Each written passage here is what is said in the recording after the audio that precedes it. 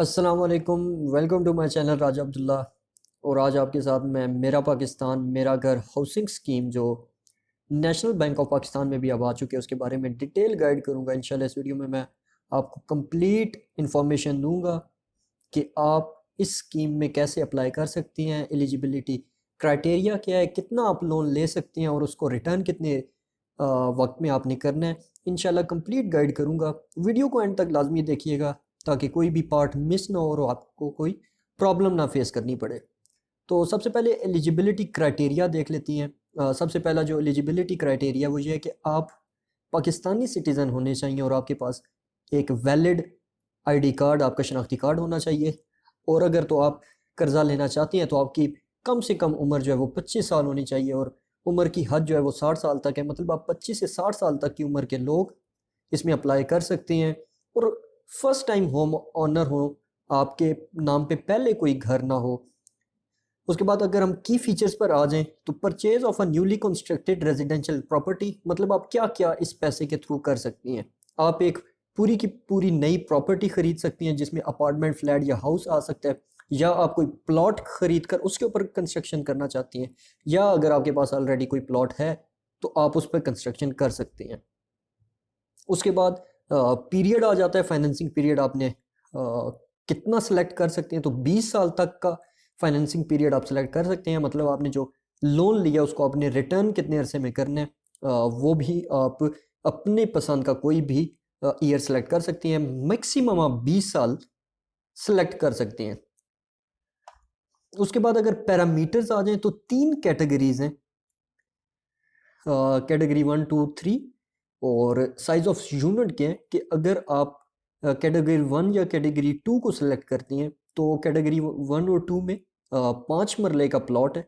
और इसकी जो आपको मैक्सिमम प्राइस जो दी जाएगी, मतलब आपको इसमें मैक्सिमम लोन जो दिया जाएगा वो 3.5 मिलियन, मतलब 35 लाख रुपया दिया जाएगा। लेकिन जो कैटेगरी 3 है उसके अंदर आप 10 मरले का प्लॉट ले सकती हैं। कैटेगरी 1, 2 और 3, 1, 2 तो सेम है और 3 और 1, 2 में डिफरेंस ये है कि 1, 2 में आप 5 मरले का ले सकते हैं और कैटेगरी 3 में 10 मरले का प्लॉट आप ले सकते हैं। जनरली मैंने आपको आइडिया दे दी है। और जो कैटेगरी 3 है उसमें आपको मैक्सिमम 6 मिलियन यानी 60 लाख रुपया दिया जाएगा।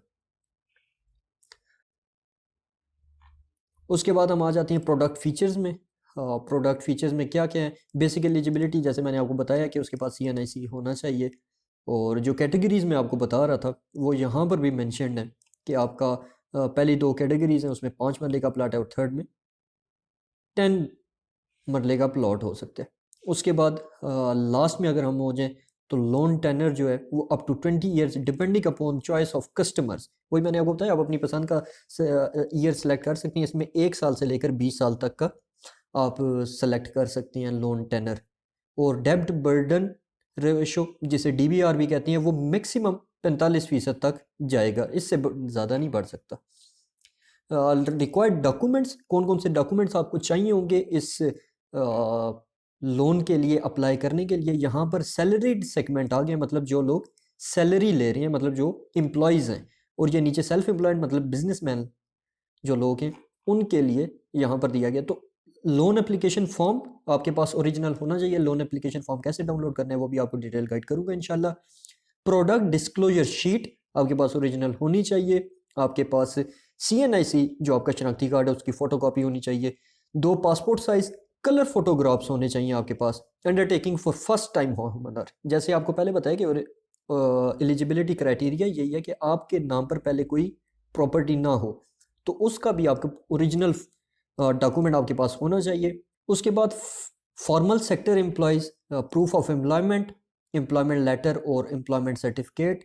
तो ये सारे डॉक्यूमेंट्स जो हैं वो इन्होंने यहाँ पर मेंशन किए हुए हैं। अगर मैं ये सारे अगर पढ़ने बैठ गया तो वीडियो बहुत लंबी हो जाएगी, क्योंकि मुझे वीडियो बनाने से पहले ही ये फील आ रही थी कि वीडियो ऑलरेडी बहुत लंबी होगी। तो जो इम्पोर्टेंट चीज़ है तो मैं अगर ज़्यादा वक्त उस पर दूँ तो ये मेरे लिए भी बेहतर होगा और आपके लिए भी बेहतर होगा। उसके बाद टेंटेटिव इंस्टॉलमेंट प्लान्स क्या हैं कि आपके पास कम से कम आप 5 लाख का कर्जा ले सकते हैं अप टू 50 लाख।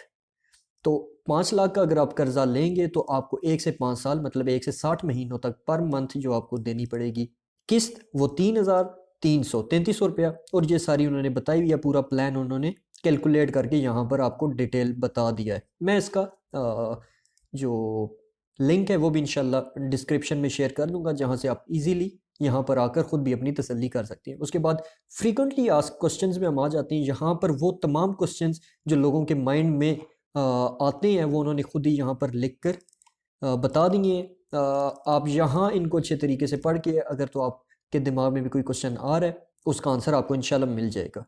उसके बाद एप्लीकेशन फॉर्म की तरफ आ जाती हैं। एप्लीकेशन फॉर्म पे आपने जब आना है तो यहाँ से डाउनलोड मेरा पाकिस्तान हाउसिंग एप्लीकेशन फॉर्म यहाँ से आपने डाउनलोड कर लेना है। डाउनलोड करने के बाद इसको मैं ओपन कर लूँगा। जनरली आपको थोड़ा बहुत बता दूंगा क्योंकि ये 11 सफ़ों का है एप्लीकेशन फॉर्म। तो अगर मैं यहाँ पर ये आपको सारा पढ़ के बताना शुरू कर दिया तो वीडियो आधे पौने घंटे की हो जाएगी। शुरू में फाइनेंसिंग एप्लीकेशन मतलब आपसे वो पूछना चाह रहे हैं कि आप क्या करना चाह रहे हैं। अगर तो आप कोई बना बनाया घर ख़रीदना चाह रहे हैं तो आपने इस पर टिक लगा देना है। अगर तो आपके पास पहले से प्लॉट है और उस पर आप कंस्ट्रक्शन करना चाह रहे हैं तो आपने कंस्ट्रक्शन वाले को चेक कर देना है। अदरवाइज़ आप अगर प्लॉट और कंस्ट्रक्शन दोनों करना चाह रहे हैं तो आपने यहाँ पर टिक लगा देना है। अमाउंट अप्लाइड फॉर, जैसे 35 लाख से 60 लाख तक का है तो आप उसके दरमियान कोई भी एक इधर अमाउंट जो है वो सिलेक्ट कर लें। टेनर, आपने मुद्दत कितनी सिलेक्ट करनी है, जैसे मैंने आपको बताया कि 1 साल से 20 साल तक आप सिलेक्ट कर सकते हैं। तो यहाँ पर आपने अपने मुताबिक, उन्होंने जैसे बताया कि हमने कस्टमर्स के मुताबिक रखा है, तो आप यहाँ पर अपनी कोई भी 1 से लेकर 20 ईयर्स की अमाउंट रख सकते हैं। उसके बाद आ जाती हैं बैंकिंग रिलेशनशिप, और यू एग्जिस्टिंग बैंक कस्टमर। अगर तो आप ऑलरेडी बैंक कस्टमर हैं तो आप यहाँ पर अपना सारा डिटेल इन्हें बताएंगे। पर्सनल डिटेल, आपने घर का पता, अपना तमाम चीज़ें यहाँ पर फिल करनी है। तो ये 11 सफ़ों का ज़ाहिर है उन्होंने 35 से 60 लाख रुपया देने, कोई छोटी अमाउंट नहीं है। तो वो अपनी पूरी तसल्ली करके ही आपको अमाउंट देंगे। तो आपने ये फॉर्म जो है इसको अच्छे तरीके से फिल कर लेना है। अगर तो आपको इसमें कोई भी इशू आता है तो आपने नीचे कमेंट्स में बताना है। इंशाल्लाह मैं वो आपका इशू जो है वो रिजॉल्व करने की कोशिश करूँगा।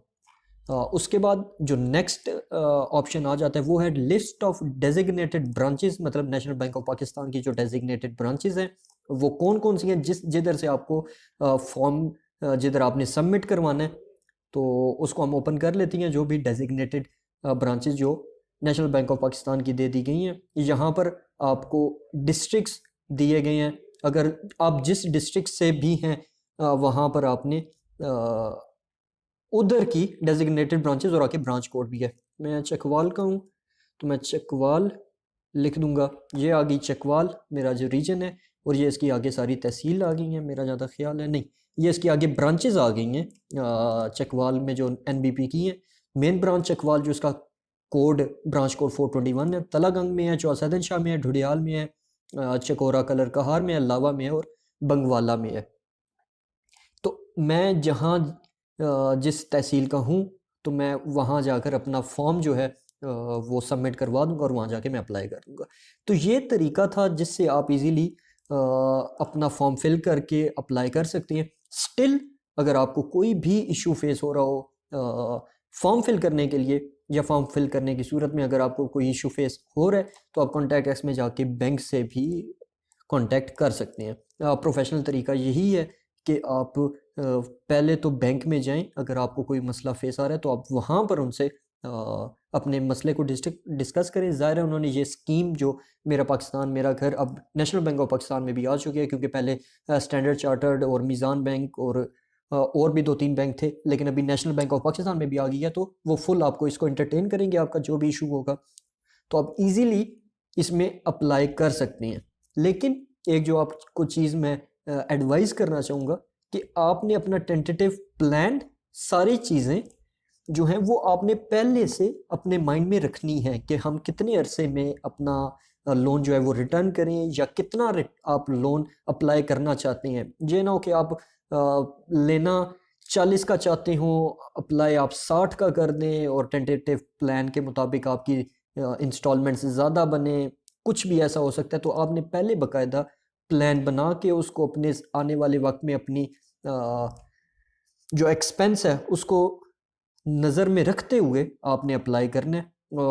मेन जो प्रॉब्लम फेस होता है वो यहाँ पर होता है कि लोग अपने लोन कम अरसे में सेलेक्ट कर लेते हैं। फॉर एग्जांपल अगर मैं 20 साल सेलेक्ट करूंगा तो मुझे 45% मार्कअप देना पड़ेगा, लेकिन अगर मैं कम सेलेक्ट कर लूँगा, ईयर्स कम सेलेक्ट करूँगा तो मार्कअप कम बनेगा, लेकिन उसमें आपकी डे मंथली जो किस्त है वो थोड़ी ज़्यादा है। तो आपने इसको अच्छे तरीके से कैलकुलेट करके अपने एक्सपेंस और अपने जो बाकी एक्सपेंडिचर्स हैं उनको भी अपने माइंड में रखना है और उसके अकॉर्डिंग आपने अप्लाई करना है, ताकि आपका जो एक मंथली साइकिल जो चली हुई है वो ज़्यादा डिस्टर्ब भी ना हो और आपका काम भी चलता रहे। तो आई होप आपको कंप्लीट अंडरस्टैंडिंग आ गई होगी, कंप्लीट आप अंडरस्टैंड कर चुके होंगे कि कैसे आपने अप्लाई करना है। और स्टिल अगर आपको कोई भी क्वेश्चन माइंड में आ रहा है तो आप कमेंट में लाजमी बताएं, इंशाल्लाह मैं आपको उसका जवाब दूंगा। Thank you for watching. Allah हाफिज़।